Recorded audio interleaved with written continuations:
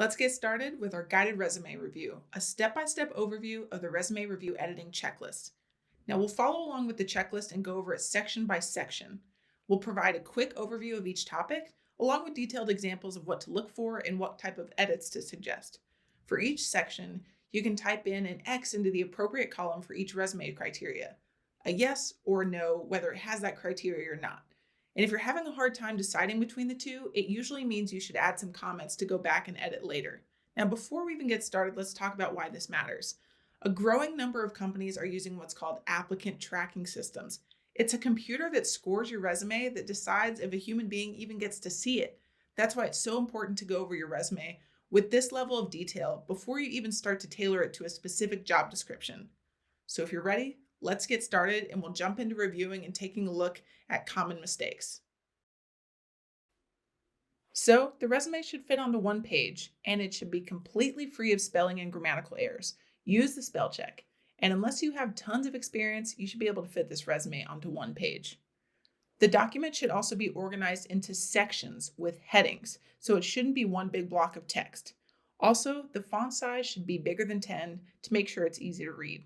And there should be adequate spacing between those sections so that the page doesn't look too overcrowded.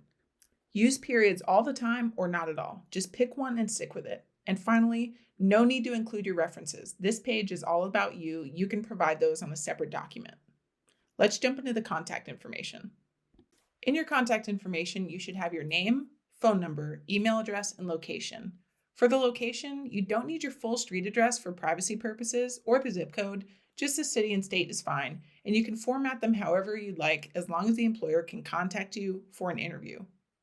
You can also include some optional information in this section that includes your LinkedIn URL, maybe a link to professional projects or a professional website, or a link to a portfolio of your work. Now, if you're going to include these optional items, make sure they are representative of your current work. An employer is actually going to look at these things. So that LinkedIn profile that you created freshman year that you haven't touched ever since, maybe don't include it until you update it and it really represents who you are now and reflects your current ambitions. Let's talk about your education section. For most undergraduates, this section is going to be near the top of the page. For each entry in the education section, it should include the name of the institution and the city and state of the institution, the full name of the degree. So Bachelor of Science in blank or Bachelor of Arts in blank. Spell out the full name of the actual degree. Now include the graduation month and year. You don't need a range of dates. Employers care less about how long you've been in school and more about when you graduate. Finally, you can probably remove your high school education information after your first year of college. It's assumed that you've completed it since you're now pursuing a bachelor's degree. Let's look at some examples. This is an example of a student who wanted to show off some related coursework. Now, this is a great feature to add if you've got an area of emphasis or coursework that shows off your academic foundation in a more specialized area or something related to the opportunities that you're applying to. Let's check out another example. In Kiera's resume, she wants to show off her double major and strong GPA. She's also got a whole list of awards, honors, and memberships to honor societies that she wants to show off. She even included her study abroad in the education section. But another student might want to expand upon that experience in an experience section. It really just depends on how you're going to tailor this document to your individual experience. Speaking of experience sections, let's jump into focusing on how you talk about your experience. Now, when I say experience, I mean any type of experience, work experience, leadership experience. It really doesn't matter the type of experience. Anytime you have an experience section, the entries in that section should include the organization name, the organization city and state, the position title, and this is a specific title, not the name of it, so intern, not internship, and the date range of your experience, including the month and the year. Now, there's no one right way to format the experience sections, as you can see by some of the examples here. As long as those 4 elements are included in each experience entry, then you're good to go. But there is some things that you should look out when it comes to formatting these experience entries. Entries need to be formatted consistently throughout the document. So that includes font choice, so whatever font you choose, being consistent with that, the size of the font, and the use of bold or italics. So for example, in Dustin's resume, his section headings are bold and all caps. If he were to add another section, he needs to format it the same way and update it throughout the document. Or, for example, his titles. His titles are all in bold, listed underneath the organization name. If he got another job or wanted to add another experience, he would need to format it the same way for it to be consistent. The same thing goes when it comes to the alignment or placement of dates on the page. There's not one right way to do it as long as it's consistent. In Dustin's case, he's got his dates aligned on the right side of the page. For each entry, he's included the placement in the same place. Finally, let's look at the spacing between entries within sections. If you've got the space, add that space between entries to avoid crowding on the page. Entries within each experience section should be listed in reverse chronological order, meaning the most recent should be at the top and then the least recent going down from there. Your current role should be indicated with present or current in the date range.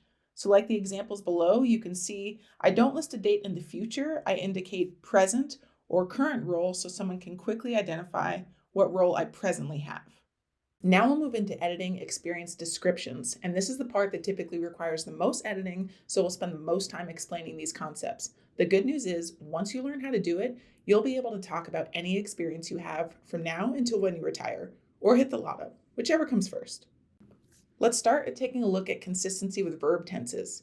When you describe your experience using action words, your present jobs should use present tense verbs, so create, not creating. And then for past jobs, you use past tense verbs, so created. And then you also shouldn't include any personal pronouns, so you don't say I create, just start with the verb. So let's look at an example. For this student, they currently work as a lead peer coach, so you can see with their present job, they use present tense verbs, prepare, assist. Again, no ing at the end. Then for their past jobs, they use past tense verbs, led, promoted. They're consistent verb tenses with when the role occurred. You might be wondering, if I can't use I, me, or my, then how do I describe what I did? Well, this is where we introduce you to what's called APR format. APR stands for action, project or problem, and result. When we talk about action, we're talking about those strong verbs. What did you actually do? Those verbs need to capture what you did in your role. For the project or problem, it's what you worked on or the problem that you were trying to solve. And then the result is what happened? What was the impact of your work? What result did it bring? Fun fact, when reviewing student resumes, this is the part that we see students leave off the most. So don't forget to show your impact with the result. Now, let's look at a real student example. This is a person who was a club treasurer, so they were in charge of the money. They tracked expenses, ordered supplies, and worked with the event planning committee to make sure they stayed within budget and set fundraising goals. Now you'll notice that this person just started describing their experience. No one thinks naturally in bullet points, so if you're trying to write about your experiences for the first time, just write down what you did and what you were responsible for, and then create bullet points from there. Let's see the bullet points that he created from his initial description. Balance budget of $7,000 and track club spending to ensure budget goals are met. Notice that we added a number to the budget to highlight the scope of that accomplishment. What's more convincing, telling someone that you're reliable or showing them that you were in charge of managing $7,000?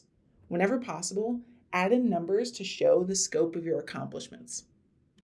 Next, we added the bullet point about supply orders. Notice we added the tool that he used to track them, Excel. He left that out of the initial description, but it's important to show how you use tools or the software that you use in your bullet points. Next, we added the bullet point about collaborating with the event team to set annual fundraising goals. So if we're using APR format, you can see that in these bullet points. All the action words, balance, track, utilize, collaborate. And notice that they're all in the present tense because this is a present role. How about the projects or the problems that he was working on? You can see them here. He was working on a budget, managing club spending, utilizing Excel, working with the event team. So that's the P in APR. How about the results? What was the result of his work? To ensure that the budget goals were met, to track supply orders, to set annual fundraising goals. Now when we've put them all together, we've got a detailed scope of the work that he did as club treasurer that shows the impact of his work and connects his skills to how he made an impact in that experience.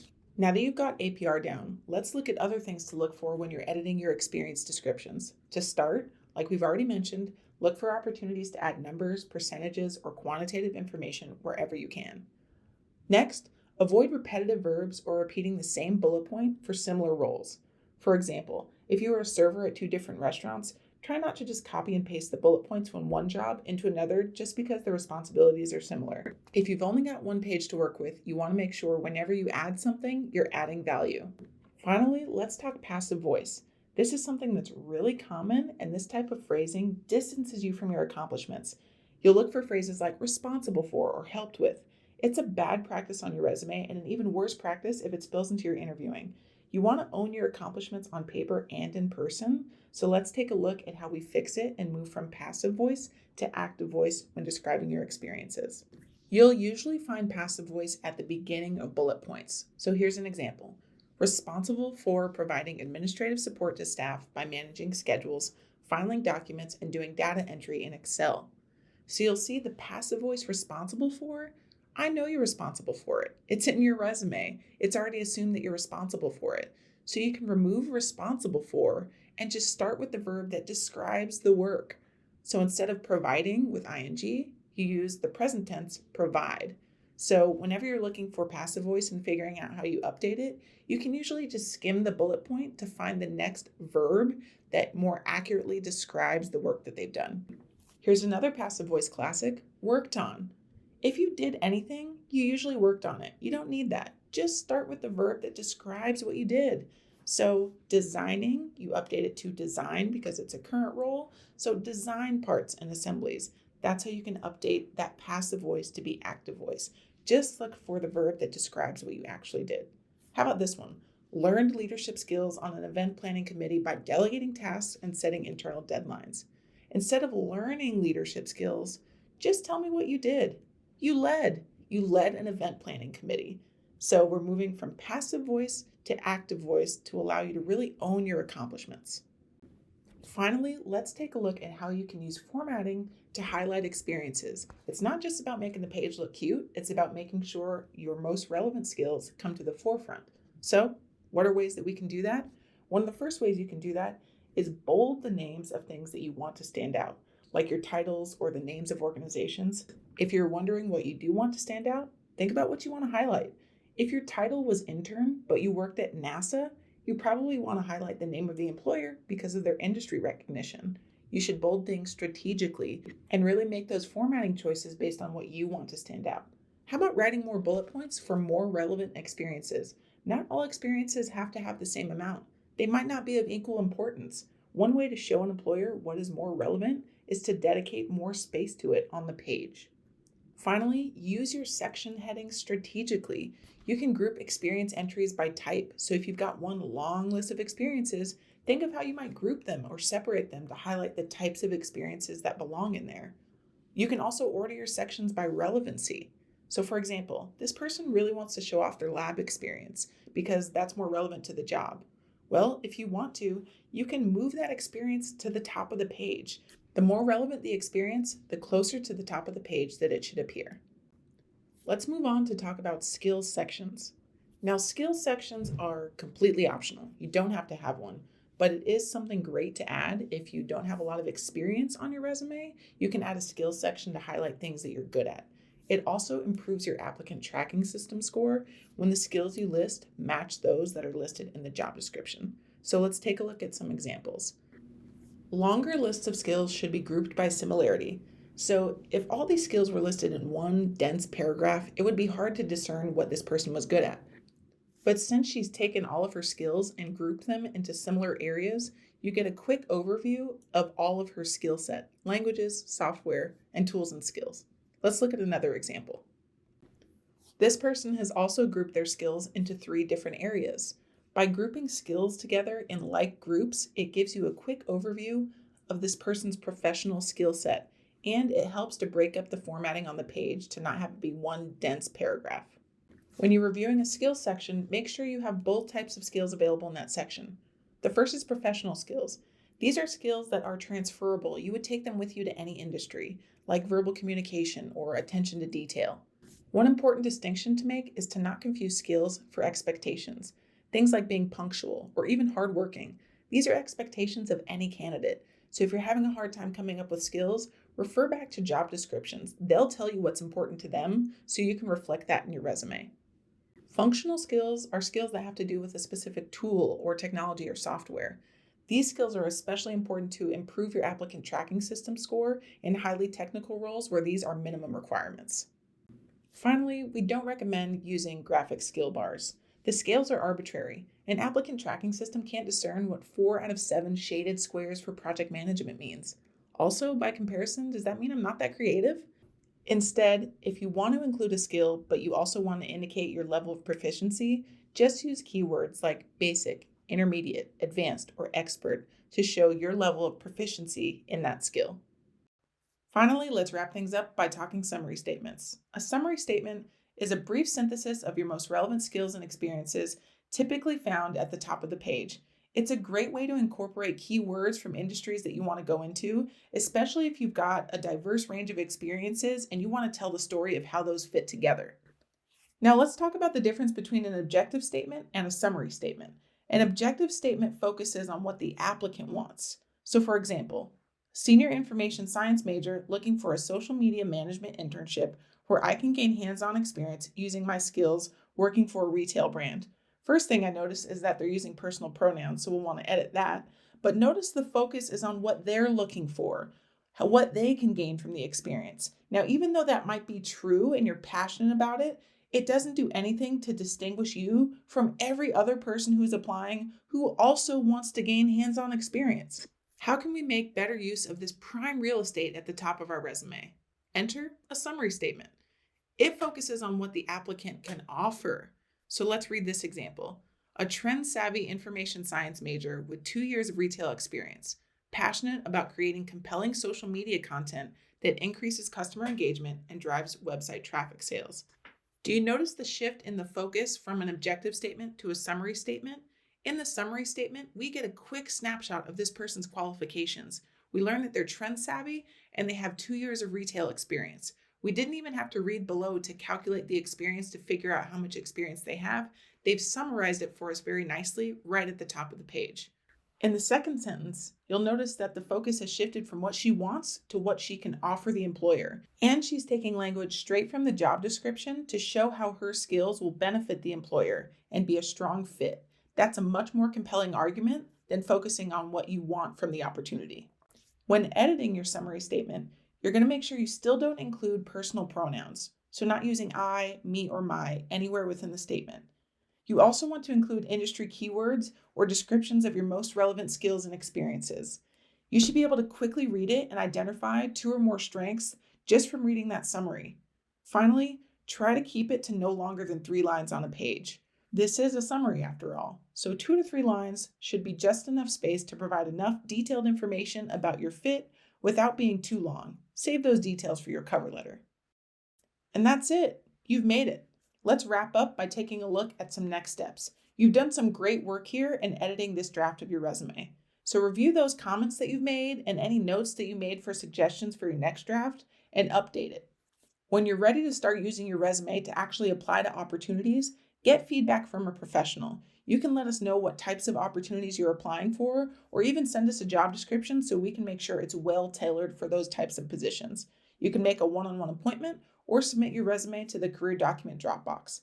Finally, you can upload your polished resume to Handshake and increase your chances of being reached out to by an employer. For more resume resources, examples, and ways to get support, visit us at career.arizona.edu.